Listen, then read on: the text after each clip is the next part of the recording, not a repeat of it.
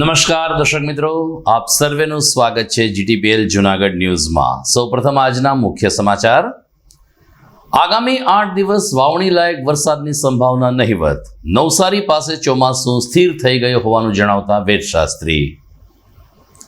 શહેરમાં વિવાદાસ્પદ બનેલ બીયુ અને ફાયર એનઓસી મુદ્દે મહાપાલિકા ખાતે મળી બેઠક।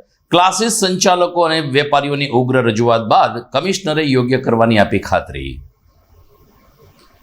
શેમરાળા ગામના ખેડૂતે હળદરની 3 પ્રકારની ખેતી કરીને ડોલરમાં કમાણી કરવા કરી મહેનત।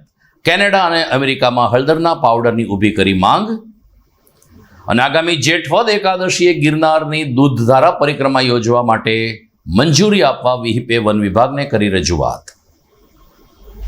આ તમામ સમાચાર આપણે વિસ્તારથી જોઈએ તે પહેલા લઈએ એક બ્રેક।